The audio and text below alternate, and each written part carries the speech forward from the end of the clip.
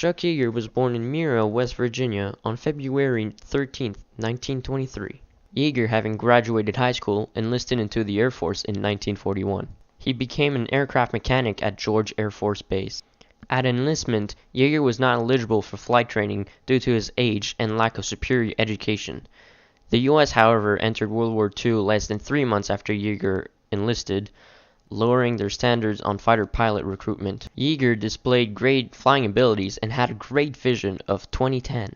He received his wings and a promotion to flight officer when he graduated on March 10, 1943. He was sent to Tonopah, Nevada to train as a fighter pilot in Bell P-39 Airacobras. It wasn't without incident, however. He was grounded for 7 days for flying inches over a local farmer's tree. Once his training was over, on November 23, 1943, he was sent overseas to fight in World War II. He was stationed in England flying the P-51 Mustangs on the 363rd Flight Squadron. He named his aircraft Glamorous Glennis after his girlfriend and wife-to-be, Glennis Dickhouse. They later married in February 1945. Yeager had earned 1 victory, which is 1 kill, before being shot down over France in his first aircraft. It was his 8th mission.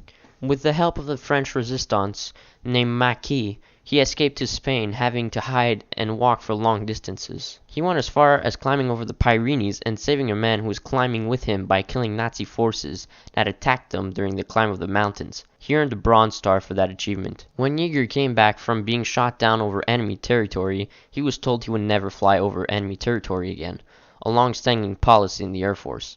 However, Chuck being persistent and having contacts highly placed in the Air Force, he was permitted to return to combat. Chuck counted a grand total of 12.5 victories during his deployment in World War II and was promoted captain by the end of his tour in Europe. After taking part of the war effort, Yeager became a test pilot for the Air Force and was stationed at Edwards Air Force Base. Chuck was chosen by the Air Force to be a test pilot of the XS-1 supersonic jet, which was designed to be the first jet able to break the sound barrier.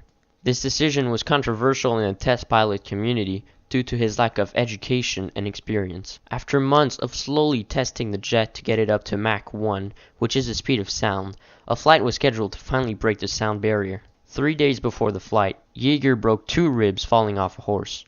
Not wanting to lose a spot in the program, he hid it from the Air Force and flew as planned. On October 14, 1947, flying at a speed of Mach 1.07 at an altitude of 45,000 feet, Chuck became the first man to break the sound barrier. Chuck later broke many altitude and speed records and became the first American man to fly a captured MiG-15, the main fighter jet of the Soviet Union. He later, in 1953, was appointed along with his friend from World War II, Jack Wrigley, to test the X-1A, a jet designed to reach Mach 2. The U.S. Navy, however, reached that goal before the Wrigley and Yeager Air Force team could do so. There was a ceremony to be held to commemorate the 50th anniversary of aviation, in which the Navy pilot that reached Mach 2 was to be celebrated as the fastest man alive. Chuck and Ridley, however, decided to get their revenge on the Navy by going faster days before the ceremony, and they succeeded, reaching a speed of Mach 2.44 on December 12, 1953.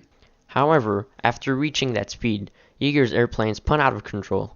Yeager fell 51,000 feet in 51 seconds before regaining control at 29,000 feet and landing the airplane safely. He received the Military Distinguished Service Medal for this accomplishment. He then decided to stop test flying and went into squadron commanding. From May 1955 to July 1957, he commanded the F-86H Sabre-equipped 417th Fighter Bomber Squadron in Han, Germany, and Toul-Rosières Air Base in France. And then from 1957 to 1960, he commanded the F-100D Super Sabre-equipped 1st Fighter Day Squadron at George Air Force Base, California, and Moron Air Base, Spain. Once Yeager became a full colonel in 1962, he became the first commander of the U.S. Air Force Aerospace Research Pilot School, which produced astronauts for the NASA and the Air Force. On December 12, 1963, Yeager went out to test the NASA M2F1 lifting body and had an accident which left him burned to the face. The doctors performed a procedure on him that was very painful but would save his skin from scarring. In 1966, Yeager took control of a fighter wing in the Philippines which grouped up many squadrons together. On June 22, 1969, Yeager was promoted to Brigadier General and became the Vice Commander of the 17th Air Force And from 1971 to 1973, Yeager was assigned to Pakistan to advise the Pakistan Air Force. Yeager retired from the Air Force in 1975, but continued flying military jets as an unpaid consultant for the Air Force and NASA, which worked with him because that way he could keep on doing the thing he loved to do the most, flying airplanes. This is where the book ends. Yeager's wife Glennis unfortunately dies of ovarian cancer in 1990, and Yeager fully retired from the Air Force in 1997 on the 50th anniversary of his historic flight past Mach 1. On October 14, 2012, on the 65th anniversary of breaking the sound barrier, Yeager broke the sound barrier for what could possibly be his last time at the age of 89, riding in an F-15 Eagle piloted by Captain David Vincent.